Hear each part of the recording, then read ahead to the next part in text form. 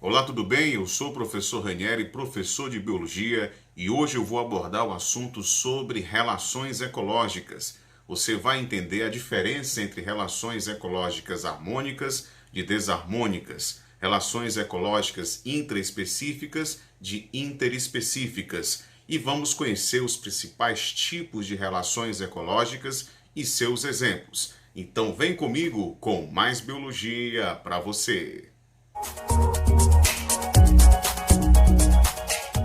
Então, as relações ecológicas são classificadas em harmônicas e desarmônicas. As harmônicas são aquelas relações em que os organismos envolvidos não sofrerão nenhum tipo de prejuízo. Pode ser que seja uma relação onde um é beneficiado e o outro seja neutro, mas nenhum vai ser prejudicado. Já no caso das relações desarmônicas, você vai encontrar espécies que podem sofrer algum tipo de prejuízo, que na verdade vão sofrer algum tipo de prejuízo. Pode ser mais, menos, como a gente diz, pode ser menos e zero, ou seja, vai ter algum organismo aí prejudicado. Já nas relações intraespecíficas, são aquelas que ocorrem entre organismos da mesma espécie. E nas interespecíficas, acontecem entre organismos de espécies diferentes. E vamos começar aqui com a relação ecológica chamada de colônia. A relação ecológica colônia é uma relação harmônica, onde os indivíduos da mesma espécie vão estar unidos fisicamente entre si, podendo ou não ocorrer divisão de trabalho.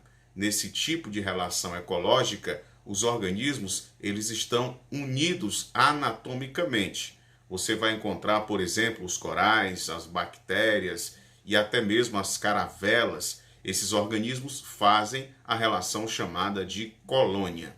Temos também a relação ecológica chamada de sociedade. Nesse caso, você vai ter indivíduos da mesma espécie que são organizados de modo cooperativo. Nesse caso, nós vamos ter uma divisão de trabalho. E eles não estão ligados anatomicamente. É o caso da sociedade de insetos, abelhas, formigas, vespas. E é interessante que na sociedade, você vai ter uma nítida divisão de trabalho, como eu falei. Por exemplo, no caso das abelhas, você tem 3 castas sociais, que é a rainha, o zangão e as operárias. A rainha é aquela que vai fazer o voo nupcial e vai ser fertilizada. O zangão vai fertilizar os óvulos liberados pela rainha, enquanto as operárias são aquelas que trabalham, e que protegem a colmeia. A outra relação ecológica é o mutualismo. Nesse caso, vai ser uma associação entre indivíduos de espécies diferentes, onde há a necessidade, de ambos participarem para que haja a sobrevivência dos dois.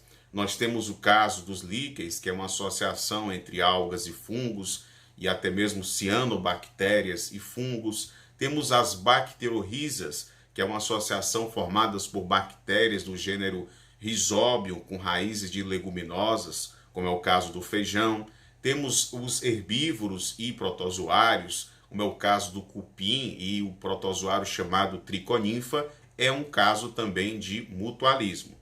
Temos uma outra chamada de protocooperação, que é uma associação entre indivíduos de espécies diferentes que ambos se beneficiam, mas a existência dessa relação não é uma obrigatoriedade. Eles não vão depender um do outro para a sobrevivência. Eles não precisam disso, eles podem viver de outra forma, que é o caso do paguro e da anêmona do mar, do cervo e do pássaro anum, do gado também, e do pássaro anum, é o pássaro palito e o jacaré, e também os insetos polinizadores e as plantas angiospermas. Já no caso do comensalismo, você vai ter uma associação entre espécies diferentes, na qual uma espécie é beneficiada, sem causar prejuízo ou benefício a outra espécie.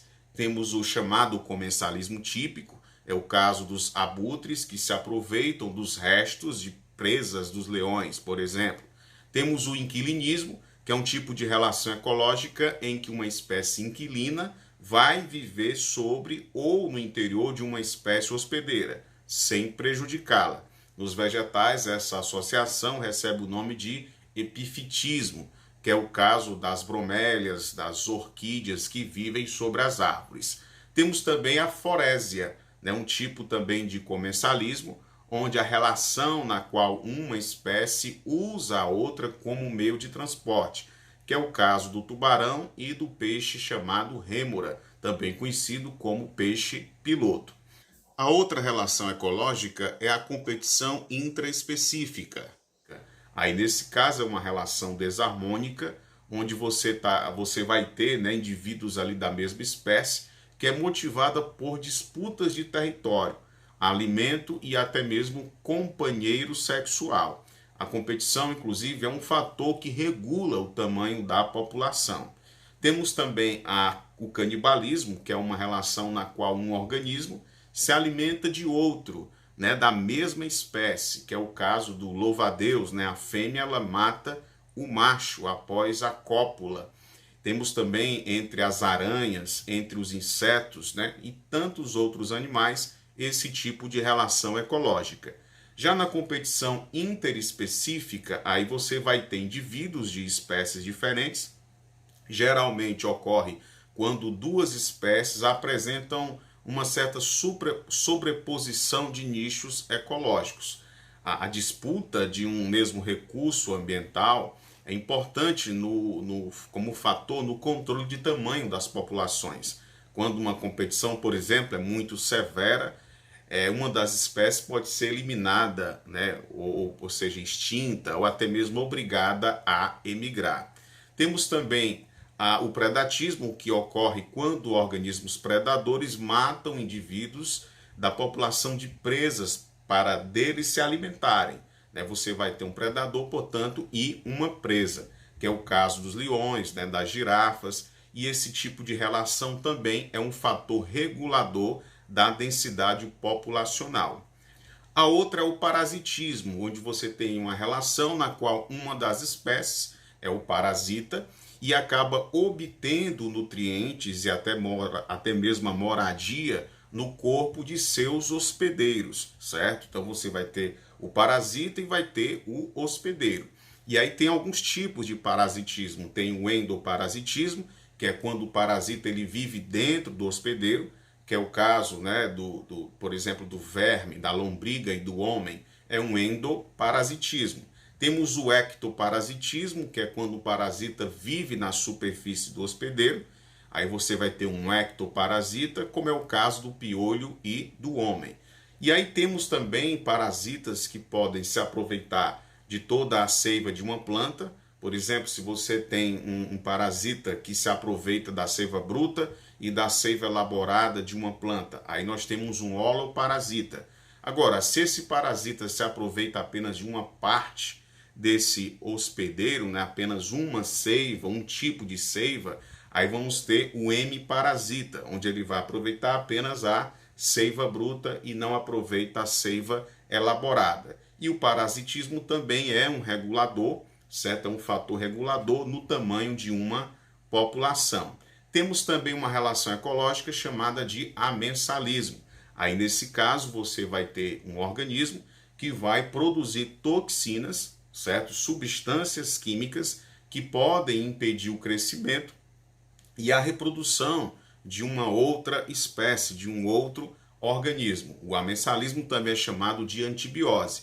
Como exemplo, nós temos as algas dinoflageladas e os próprios animais marinhos, né? Muitas algas dessa espécie, né? Desse grupo, acabam, né, liberando toxinas e matando os peixes, causando o que a gente chama aí de maré vermelha. Temos também o esclavagismo, onde uma espécie se beneficia do trabalho de outra espécie, usa a outra como uma escrava. Por exemplo, nós temos o caso do chupim, que é uma espécie de pássaro, né, que bota seus ovos no ninho de suas espécies, que passa a chocá-los até a eclosão. Existem alguns tipos de esclavagismo que não chega a causar nenhum tipo de prejuízo a outra espécie. Por isso que há uma divergência, né, de opiniões, certo, de posicionamentos por parte de alguns autores, porque alguns acreditam que o escravagismo seja uma relação desarmônica e outros acham que o escravagismo pode ser sim uma relação harmônica. Beleza? Tranquilo? Deixa aí o seu like, faça o seu comentário, se inscreva no meu canal. Um abraço e até a próxima com mais biologia para você.